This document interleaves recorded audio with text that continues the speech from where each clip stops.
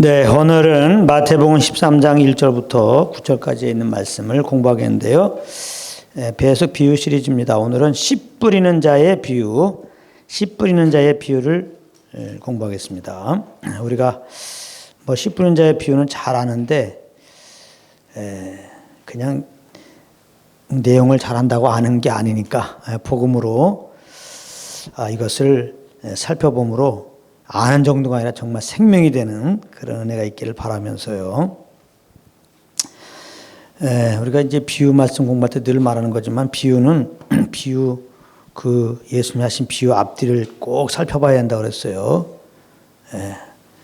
그래야지 그냥 비유 자체만 연구를 해가지고 뭔가 결과를 내려고 그러면 딴 데로 3000% 간다고 그랬습니다. 예수님 말씀하시다가 이걸 잘 깨닫기 위해서 비유하는 거니까 항상 비유는 그 앞뒤에 문맥을 잘 봐야 돼요. 그 비유 앞뒤에 그 비유하는 그 근본 이유가 다 나와 있습니다. 그리고 궁극적으로는 복음이 그래서 결국은 복음으로 해석이 돼야 됩니다. 모든 말씀은 복음이기 때문에요. 그래서 오늘 이 말씀 보게 되면 오늘 말씀의 배경이 중요한 거죠. 그 배경이 보면 마태복음 12장 46절부터 50절까지 보면은 그 배경이 예수님이 많은 무리에게 말씀을 증거하고 있을 때 일련의 무리들이 왔는데 그게 예수님의 모친과 동생들이 예수님께 뭔가 말하려고 밖에 섰습니다. 그때 이제 한 사람이 예수님께 와가지고 당신의 모친과 동생들이 지금 뭔가 당신에게 할 말이 있는 것 같은데요. 얘기했더니 예수님이 말씀하십니다. 누구든지 하늘에 계신 내 아버지의 뜻대로 하는 자가 내 형제요 자매요 모친이라 그랬단 말이에요. 그리고 이렇게 말하고 이제 그날 또 집에서 나갔을 때 이제 저녁쯤 되는 거죠.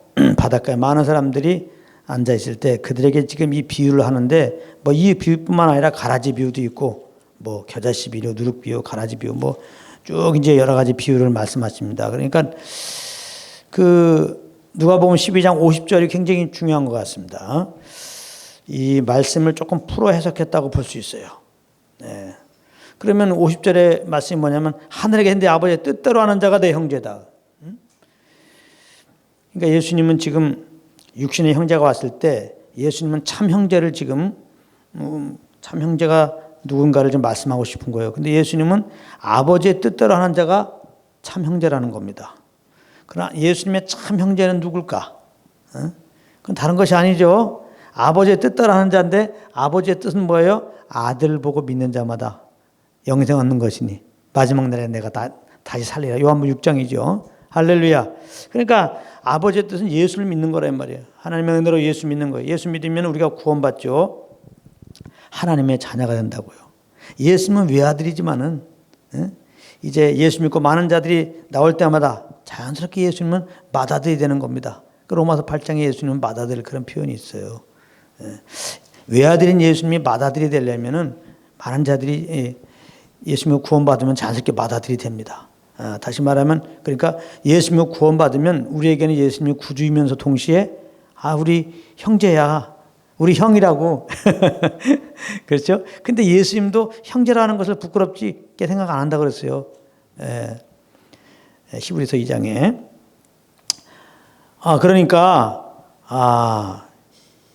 그냥 예수 믿음으로 우리가 주님의 형제가 되는구나. 이제 그 정도 우리가 이 말씀을 50절을 본다면 지금 씨 뿌리는 비유는 예수 믿고 구원받는 거, 주님의 형제 되는 거, 지금 그것을 말씀하고 있는 거예요. 그리고 마태복음 13장 10절 11절에 보면은 예수님이 이 비유를 씨 뿌리는 비유를 딱 하니까 제자들이 물어봅니다.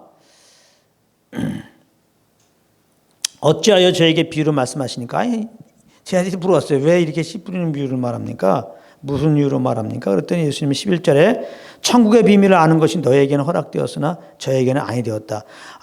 천국의 비밀을 알려준 거구나. 천국의 비밀. 이 씨 뿌리는 자의 비유는 천국의 비밀을 알려주는 거예요. 근데 우리가 알다시피 천국이 하나님 나라를 말할 때는 예수님을 빼면 안 됩니다. 그죠? 예수님 없이 죄인된 우리가 하나님 나라를 볼 수도 없고 알 수도 없고 논할 수가 없어요. 소유할 수도 없고 오직 예수 그리스도로 말미암습니다. 내가 곧 길이요 진리요 생명이니 나로 말미암지 않고는 아버지께 올 자가 없느니라. 하나님 나라에 들어갈 자가 없다는 거예요. 그러니까 천국의 비밀은 예수 그리스도이십니다. 예수가 그리스도이십니다. 그래서 그 예수를 믿음으로 우리가 죄 사함 받고 구원받고 하나님의 자녀가 되고 예수님의 형제가 되고 이제 하나님 나라를 보게 되고 경험하게 되고 장차 하나님 나라에 들어가는 것이다. 그러니까 결국은 마태복음 13장 46절부터 50절, 마태복음 12장 46절부터 50절, 요 13장 10절부터 11절 말씀 보게 되면 이 씨 뿌리는 자의 비유는 예수 믿고 구원받는 거. 할렐루야. 조금 더 말한다면은 예수 믿고 이제 구원받고 성령으로 말미암아 이제 이 땅에서 하나님 나라를 맛보는 거. 그거에 대해서 지금 말하는 거예요. 뭐 하나님 나라 성령으로 하나님 나라를 맛보는 건 다른 거지 아니죠. 성령과 동행하는 거예요. 벌써 결론은 이렇게 나는 겁니다. 그러니까 비유는 비유 앞뒤에 벌써 이미 비유의 비유를 하게 되는 그 목적된 말씀이 다 나와 있어요. 그걸 이제 잘 이해시키려고 비유를 하는 거예요. 할렐루야. 그래서 먼저 이렇게 앞뒤를 통해서 예수님의 그 말하는 의도를 알고 비유를 봐야지 비유가 해석이 되는데요. 그런데 이런 말씀을 우리가 잘 가지고 이 비유를 보면 우리가 뭐 씨 뿌리는 비유는 잘 알죠. 씨 뿌리는 비유. 길가에 이제 농부가 씨 뿌린 자가 씨를 뿌리는데 길가에 떨어졌다. 그때 이제 새들이 먹었다 그러는데 예수님이 그 뒤에 해석을 해줍니다. 이것은 어떤 의미냐면 악한 자가 마음에 뿌린 것을 빼앗았다. 이 마귀가 빼앗은 것이다. 또 씨 뿌린 자가 뿌린 씨가 어떨 땐 돌밭에 떨어졌다. 돌밭에 떨어졌는데 이거는 뭐냐면 기쁨으로 받았으나 환난 핍박을 받을 때 넘어지는 경우다. 또 가시떨기에 떨어진 경우가 있는데 가시떨기에 떨어진 것은 말씀을 들으나 세상 염려 재리 유혹에 넘어간 경우다. 이런 거예요. 좋은 땅에 떨어진 것은 말씀 듣고 깨닫고 100배, 60배, 30배 그다음에 결실을 맺는 거다. 이제 이렇게 나오는 건데 이 말씀을 보통 씨 뿌린 자의 비유를 보면서 전통적인 해석이라고 볼 수 있죠. 우리가 말씀 그대로 그냥 딱 보게 되면은 어떻게 우리가 마음을 자세를 갖게 되냐면은 내 마음은 길가와 같은 밭, 그런 길가와 같은 마음, 뭐 돌밭 같은 마음, 가시떨기밭 같은 마음, 이건 안 된다. 이 마음 말고 좋은 땅이 돼야 되겠다. 나는 좋은 땅, 좋은 땅이 되어서 말씀 잘 듣고 깨닫고 100배, 60배, 30배의 결실을 맺어야지. 이렇게 생각할 수 있는데 사실은 이게 아주 틀린 거 아니면서도 이게 맞는 게 아니에요. 이걸 복음의 관점으로 보면 지금 그 해석은 맞는 게 아닙니다. 왜냐하면 지금 이 말씀은 예수 믿고 구원받고 하나님 나라를 맛보고 그래서 결국은 하나님 나라의 어떠함을 우리가 세상에 드러내는 이제 이런 쪽으로 이 말씀이 가는 건데, 그러니까 지금 복음을 증가하고 있단 말이에요. 근데 이 말씀을 듣고 내가 지금 이렇게 막 강팍한 마음을 내가 부드러운 마음으로 바꾸고 막 돌 같은 마음, 가시떨기 같은 마음을 내가 막 이거를 다 치우고 돌을 치우고 막 가시떨기를 치워서 좋은 땅이 돼가지고 하나님 말씀을 내가 그래서 결국 잘 깨닫고 그냥 내가 열매를 맺자는 건데 다 누가 하는 거예요? 내가 하자는 건데 그건 될 수가 없습니다. 그래서 내 힘으로 좋은 땅이 되고 많은 결실을 맺자라고 나가면 이게 율법적인 해석이 되는 것이고요. 이건 복음의 관점으로 이 말씀을 보게 되면 사실은 이 길가에 떨어진 씨가 떨어졌을 때, 돌밭에 떨어졌을 때, 가시떨기 떨어졌을 때 결국 그 씨가 뿌리를 내리지 못하죠. 그러면 열매를 맺을 수가 없죠. 그래서 사실 우리가 아담아에서 죄인된 우리는 바로 이런 상태라는 거예요. 우리 마음이 길가에 어떤 경우는 돌밭이, 어떤 경우는 가시떨기 같다는 거예요. 이게 아담아에서 죄인된 우리의 마음 상태를 말하는 거예요. 바로 우리 상태를 말하는 거예요. 우리는 정말 죄인이라는 거예요. 죄인이 뭐예요? 하나님의 말씀을 거부한 겁니다. 첫사람 아담이 하나님 말씀을 거부했잖아요. 그죠? 하나님의 씨를 받지 않았습니다. 그 아담아에 태어난 우리들은 그 죄의 본성을 가지고 태어나서 이제 우리 삶이 어떻게 나타나면 역시 우리도 말씀을 거부합니다. 마음에 두기도 싫어하고요. 그래서 이 좋은 땅 외에 이 세 개의 밭은 죄인된 우리를 말하는 거예요. 예레미야 17장 9절에 보면 만물보다 거짓되고 심히 부패한 건 사람의 마음이라 누가 능히 이를 알려마는 그랬어요. 그러니까 여기서도 하나님의 은혜를 알 수 있는데요. 우리가 만물보다 심히 부패한 마음이다. 전혀 하나님의 말씀을 거역하는 길가와 돌짝 같은 가시떨기 같은 마음이다. 근데 이걸 또 몰라. 이걸 알아보는데 이것도 몰라요. 우리가 정말 주님의 은혜 빛이 오기 전까지는 죄인지도 모른다 이 말이에요. 그걸 알아야 돼요. 로마서 1장 28절에 보면 그들이 마음에 하나님도 그를 싫어하며 그랬어요. 우리 예수 믿기 전에 우리는 마음에 하나님도 그를 싫어했어요. 그건 뭐예요 결국은? 길가나 돌짝밭이나 가시 떨기밭이나 그런 거죠. 로마서 3장 23절에 보면 모든 사람이 죄를 범하였으며 하나님의 영광에 이르지 못하더니 아예 선언하고 있습니다. 우리가 뭐 그냥 마음을 새롭게 하고 주의 말씀을 내가 잘 들어갖고 깨달아갖고 그렇게 살고 그래서 하나님이 원하는 의의 기준에 이르려고요. 성경은 모든 사람이 죄를 범하였으며 하나님의 영광에 이르지 못한다. 꽝 선언했거든요. 그래서 이것은 좋은 땅이 우리가 좋은 땅이 되도록 노력해갖고 하나님의 말씀을 잘 지켜서 구원받으라 그런 말이 아니고 우리는 하나님의 말씀을 거부한 정말 주님 앞에 죄인이라는 거, 정말 하나님의 말씀을 마음에 두기 싫어하는 철저한 타락한 죄인이라는 것을 우리에게 지금 알려주는 겁니다. 사실은 예수님이 이 땅에 오신 이유가 뭐예요? 이러한 죄인된 우리를 구원하러 오신 거예요. 누가복음 5장 31절 32절에 보면 예수님이 오신 것은 의인을 부르러 온 게 아니라 죄인을 회개시키러 죄인을 불러 회개시키러 왔다. 즉 구원하러 왔다 이 말이죠.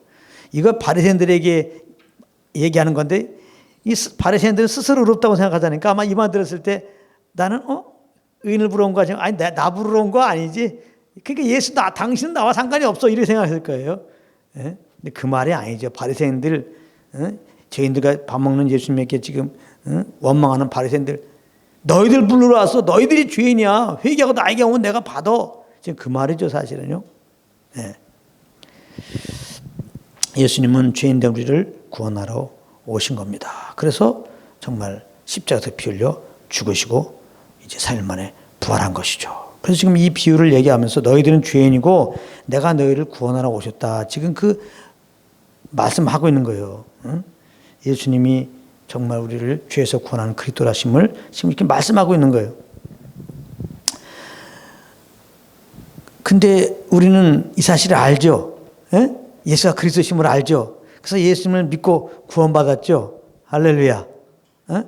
우리는 굉장히 말씀을 마음에 두기도 싫어하고 정말 주님을 거부하고 주의 말씀을 거부하는 우리인데 어떻게 예수 믿고 구원받았지? 그렇죠. 이게 은혜라는 겁니다. 그래서 고린도후서 4장 4절부터 6절에 이렇게 보게 되면은 예수 안 믿을 때는 어떻게 하냐면 이 세상 신이 이 마귀죠. 이 세상 신이 우리를 혼미케 해갖고 복음의 왕치가 비치지 못하게 했다고 그랬어요. 그러니까 우리가 예수 믿고 구원받기 전에는 완전히 마귀의 종으로 살아가지고 마귀의 이 혼란 전술을 말미암아 이렇게 말씀을 들어도 이게 무슨 말인지 잘 몰라요. 들어도 무슨 말인지 몰라요. 예수님 봐도 구주인지 몰라요. 어떻게 보면 이게 당연한 거예요. 우리 죄인이기 때문에 죄의 왕노라는 이 마귀로 말미암아 혼미하게 돼갖고 또 복음 들어도 복음을 살짝 뺏어가고요. 이제 그런 상태였어요.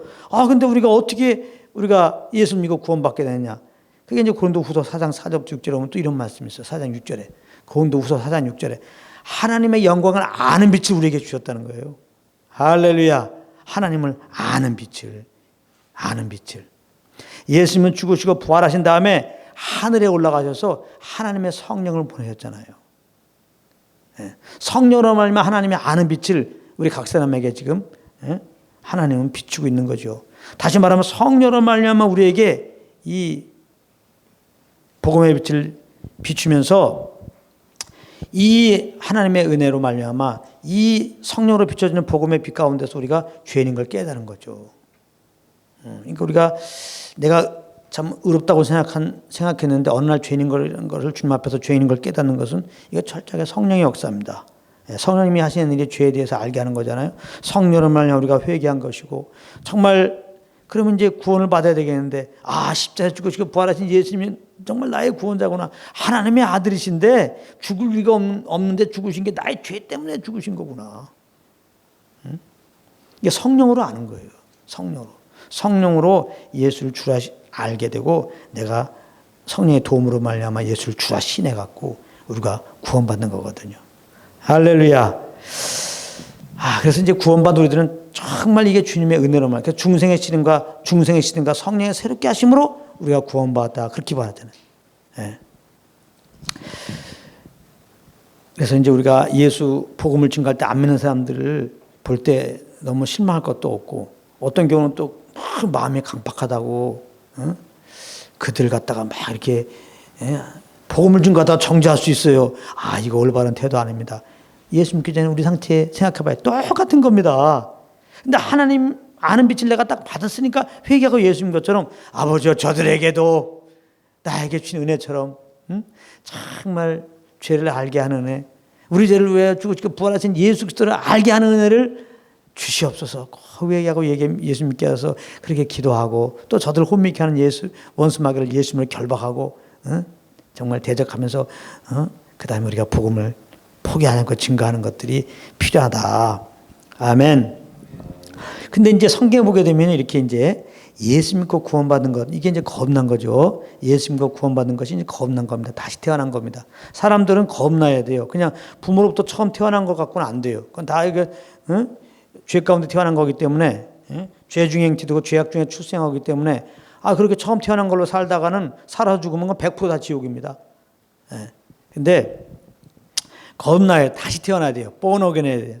물과 성령으로 겁나는 거죠. 이렇게 하나님을 아는 빛을 받아갖고 우리가 회개하고 예수 믿어서 우리가 이제 겁나야 되는데 하나님만으로 이렇게 이제 겁났잖아요. 겁난 것을 로마서 2장 29절에 보면은 마음의 할례를 받은 것이다. 그렇게 표현해요. 이스라엘 백성들이 언약 백성으로서 이제 할례를 하잖아요. 나 이제 8일 만에 남자의 중요 부분을 이렇게 이제 표피를 이렇게 자르는 행사인데요. 구별됨을 상징하는 거죠. 거룩한 언약 백성이 했다는 거죠. 근데 이 할례는 어디까지 예표예요. 그걸 할례를 받았다고 그들이 자동적으로 구원받는 게 아니에요. 아브라함의 자손이라고 바로 그냥 하나님의 자녀가 되는 게 아닙니다. 그건 예표였어요. 이렇게 마음의 할례 받는 것을 예표하는 거예요. 물과 성령으로 겁나야 돼요. 주님을 아는 빛을 받아서 우리가 회개하고 정말 예수 믿어서 우리가 겁나야 돼요. 즉 마음의 할례를 받은 자가 진짜 구원받은 자고 하나님 나라에 들어갑니다. 할렐루야. 근데 에스겔서 11장 19절에는 이걸 또 어떻게 표현하냐면은 하나님이 굳은 마음을 지하고 부드러운 마음을 주셨다 이렇게 표현해요.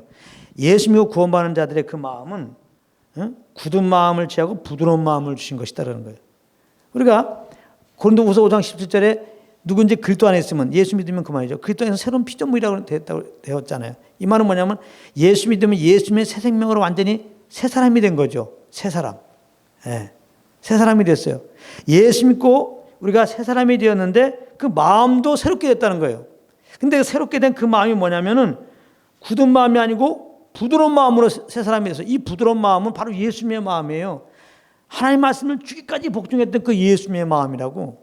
이게 예수 믿고 구원받은 내가 누구냐를 아는 게 굉장히 중요해요. 그래야 그렇게 살 수 있습니다.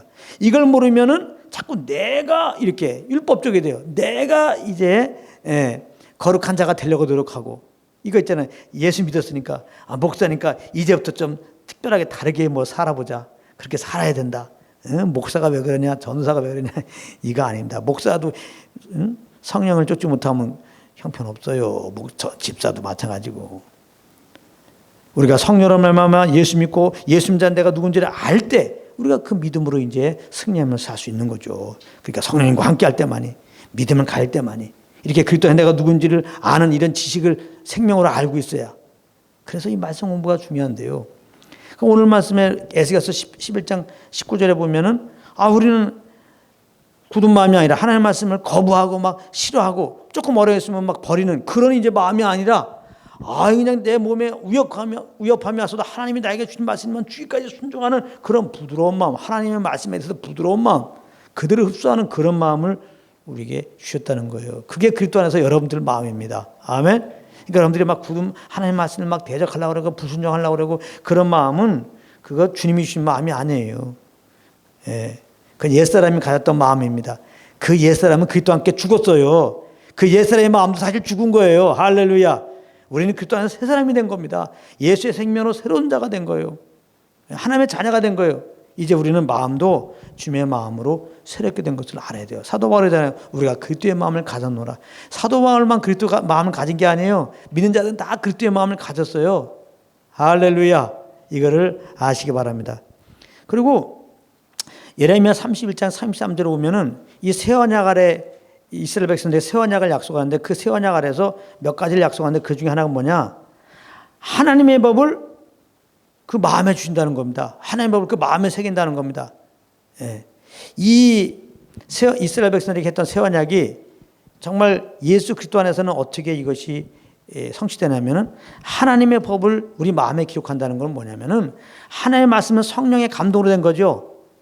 그죠? 그러니까 하나님의 법을 우리 마음에 새기게 한다는 것은 뭐냐면 기록한다는 건 뭐냐면 하나님의 성령 우리 가운데 보내셔갖고 하나님의 성령으로 이제 우리를 이끈다는 거예요. 그래서 예수 믿고 구원받은 자들은 주님 섬기는 패턴이 달라야 돼요. 율법 아래서는 내가 하나님의 율법 그 계명을 지켜야 되는 거거든요. 그러나 복음 안에서 주님 섬기는 것은 그것이 아니에요. 우리 안에 오신 성령과 교제 속에서 성령의 인도함 받는 그것이 예배예요. 할렐루야. 그것이 하나님의 율법의 의를 이루는 삶이라고요. 할렐루야. 이거 굉장히 중요한 말입니다. 예, 굉장히 중요한 말이에요. 그래서 이제 우리는 이제 하나님의 이 영광을 아는 피다 안에서 회개하고 예수 믿었어요. 겁났어요. 새 마음이 생겼어요. 이제 성령이 내 안에 오셨어요. 나를 인도해요. 그래서 우리가 성령의 인도함을 받습니다. 성령이 주신 소원함을 따라 삽니다. 그러면 그게 성령의 열매가 나타나는 삶이 자연스럽게 돼요. 갈라디아서 5장 22절 23절의 성령의 열매라는 것은 내가 내 능력으로 성령의 열매를 맺히자 이게 아닙니다. 성령님이 그 열매의 주체예요. 예수님이 포도나무고 우리는 가지인데 열매는 가지에 맺히죠. 그러나 열매가 가지에 맺힌다고 가지가 열매 맺도록 하는 게 없어요. 사실은 열매를 맺히게 하는 건 나무입니다. 나무의 진액이 가지를 통해서 들어가서 열매 맺히는 거예요. 그러니까 가지가 열매 맺히게 하는 거는 나무에 붙어 있으면 돼요. 우리가 성령의 열매를 맺히는 거, 성령의 열매는 나를 통해 나타나는 거예요. 우리를 통해 주님이 나타납니다. 우리는 그리스도의 향기의 편지입니다. 그렇다고 그리스도의 향기의 편지라고 내가 할 수 있는 게 없어요. 나는 정말 그냥 그리스도께 붙어 있으면 돼요.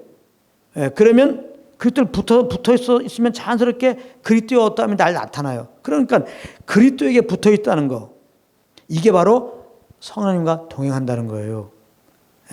예수를 믿는 믿음의 삶, 이게 우리가 할 건데 이거는 곧 내 안에 계신 성령님을 쫓아 행하면은, 그렇게 말하고 행하면 성령을 쫓아가 말하고 행할 때마다 주님의 어떠함이 나타나게 돼 있어요. 내가 안 나타나고. 할렐루야. 그러니까 많은 사람들 지금도 그냥 뭐 세상의 빛이라고 막 그냥 빛을 나타내려고 지금 발버둥쳐요. 그게 아니고 우린 빛이라니까. 그러니까 우리는 빛이라는 게 내가 빛이 아니에요. 내 안에 계신 빛된 주님을 모셨기 때문에 그리스도 빛이 되었으니까 이 빛이 나타나는 것은 그냥 이 빛이 인도하시는 성령을 쫓으면 그게 다 빛이야. 그러니까 예수 믿고 구원받아도 성령을 쫓아 행하지 않으면 빛이 안 나타나요. 그러니까 옛사람하고 똑같단 말이에요. 그냥 꾸정물 나는 거, 시기, 질투 그대로 나온단 말이에요. 원망 다 나온단 말이에요. 그러나 성령을 쫓으면 그리스도의 그 십자가의 사랑이 나타나요. 그 온유함이 나타나요. 그 절제가 나타나요. 충성이 나타나는 거예요. 그러니까 그래서 30배, 60배, 100배라는 게 다른 게 아니에요. 그러니까 성령을 쫓아 행하면은 주님이 나타나는 그것을 말하는 거예요. 내 편에서는 성령을 쫓아 행하면 주님을 경험하는 그걸 말하는 거예요. 주님을 아는 거. 그러니까 요한복음 10장 10절에 내가 온 건 양으로 생명을 얻게 하고 풍성케 하려 함이라. 그래서 성령을 쫓아 행하면 주님을 더 알게 되죠. 아무래도 암만큼 말하고 행하게 되죠. 말과 행동 속에 나타나게 되죠. 그래서 하나님 나라를 더 경험하고 하나님 나라를 소망하면서 이제 우리를 하나님 나라로, 이 죄인들 우리를 하나님 나라로 인도하게 하는 그 예수님을 증거하면서 우리는 예수를 말미암아 이렇게 허락된 하나님 나라를 경험하면서 그렇게 주님을 예배하면서 살게 되는 것입니다. 오늘 말씀은 여기까지 하겠습니다. 아멘.